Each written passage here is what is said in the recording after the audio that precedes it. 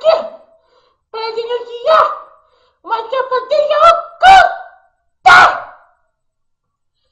contra o Santiago da Rede Globo. Vocês conhecem esse Santiago da Rede Globo?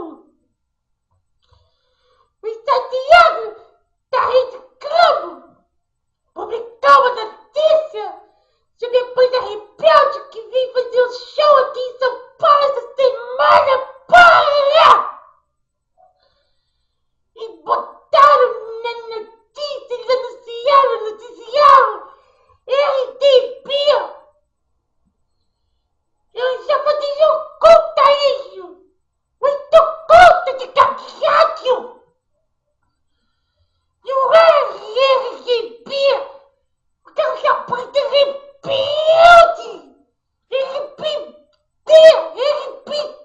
Já pode oculta de cagado! E que cabelo coca!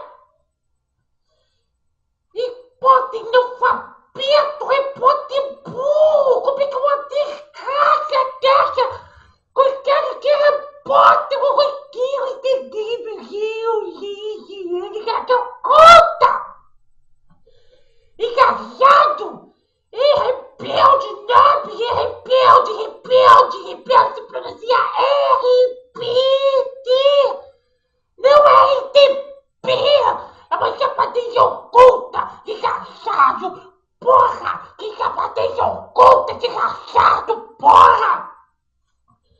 Tô indignada! Eu tô descabelada, indignada!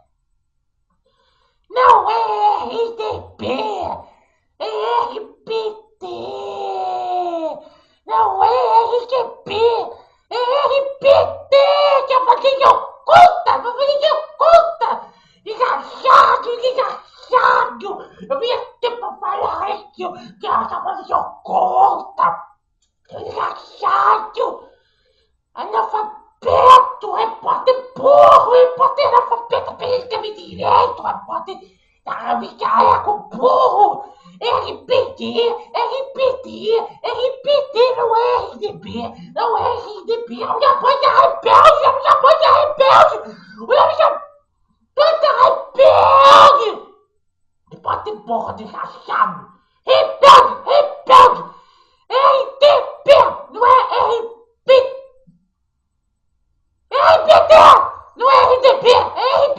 RPT! Não é RDP! Tô indignada! Que desgraçado! Isso é oculto! Isso é oculta! É uma coisa oculta! Eu tô até como é que o cara desse vira repórter, é analfabeto! RPT! É rebelde! É oculto! Esse desgraçado! É sacanagem! É uma coisa oculta! Eu tô aqui pra denunciar! E pronto! Cansei também! Não vou denunciar mais porra nenhuma não! E chega! É uma vergonha de nação! Corta! Denunciei mesmo! Tá que descabelada! RBT!